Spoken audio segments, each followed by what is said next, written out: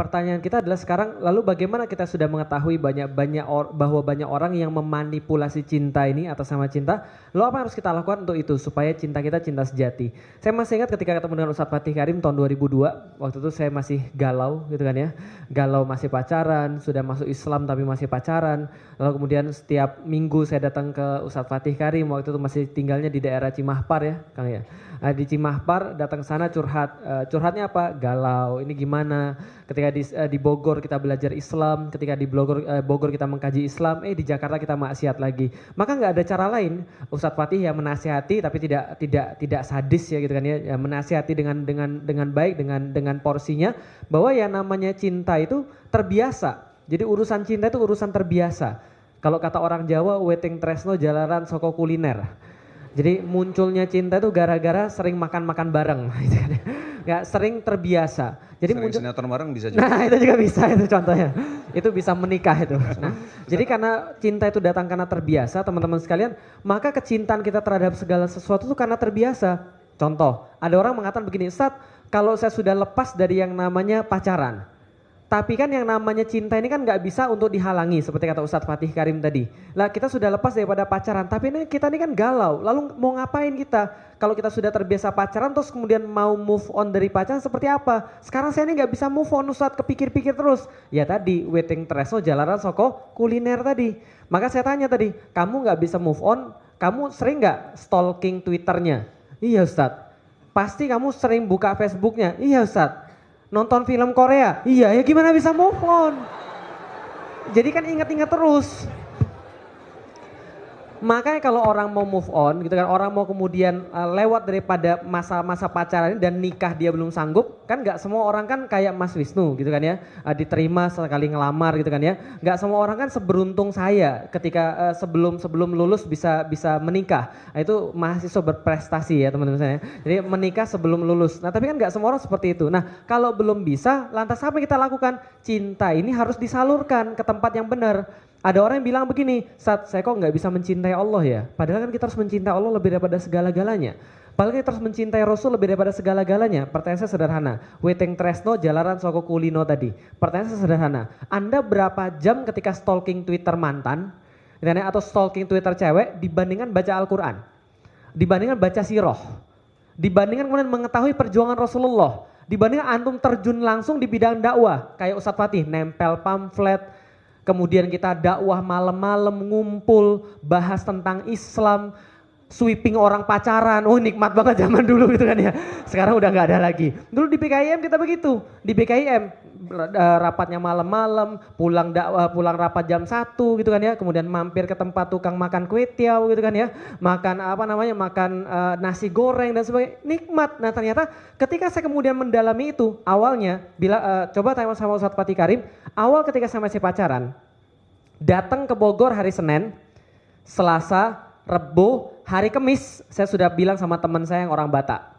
Nah kenapa harus orang Batak? Karena orang Batak ini pintar dititipin absen teman-teman sekalian. Nah ketika saya bilang sama teman saya orang Batak ini, saya titip absen ya, Kamis, Jumat, Sabtu saya mau out. Nggak betah di Bogor. Kenapa? Nyari di Jakarta, pacar. Paham teman-teman sekalian? Ketika kita kemudian mencintai sesuatu kan ke situ semua. Setelah kemudian masuk Islam, putusin pacaran, belajar Islam. Benar teman-teman sekalian. Ketika saya belajar Islam, saya nggak lagi mau ke Jakarta. Nggak pengen lagi di Jakarta. Kadang-kadang 3 bulan sekali, kadang-kadang 4 bulan sekali. Kenapa? Cinta saya sudah pada dakwah. Cinta saya sudah pada Allah. Saya senang ketika bisa ngumpulin orang, lalu kemudian ngasih tahu mereka tentang Islam. Karena kenapa? Karena saya mencintai agama ini. Sehingga saya mencintai ketika orang juga terikat pada agama ini. Datengin orang, adik-adik kelas, angkatan 39, saya angkatan 38, angkatan 39, yuk ngumpul yuk sini yuk. Ngapain? Main game, Need for Speed Underground. Tapi setelah main game kita ngaji ya, ngaji. Setelah ngaji 3 bulan bubar. Nah kenapa? Belum bisa baca Quran. Ustadznya belum bisa baca Quran. Ustadznya belum bisa doa kifaratul majelis dan sebagainya. Enggak apa-apa, saya belajar baca Quran. Saya belajar segala sesuatu. Kumpulin lagi anak-anak 40, ngaji. Alhamdulillah enggak bubar lagi. 41 kumpulin lagi, ngaji lagi. Terus menerus begitulah. Kenapa? Kecintaan ada pada dakwah. Sampai ketika saya sudah menikah, bapak saya bilang, kamu pindah ke Jakarta. Saya bilang saya enggak mau, saya mau tinggal di Bogor. Bapak saya bilang, kamu itu jadi ekstrim gara-gara kamu tinggal di Bogor. Kamu pindah aja ke Jakarta. Kalau kamu pindah Jakarta bebas daripada orang-orang kelompokmu itu, kamu di Jakarta nanti akan berpikir lebih segar dan lebih cemerlang. Datang lagi Ustadz Fatih Karim sebelum beliau berangkat ke Malaysia. Gimana Kang? Saya disuruh pindah ke Jakarta. Saya ingat betul beliau katakan pada saya, udah Lik nggak apa-apa, pindah ke Jakarta, ratakan Jakarta dengan Islam.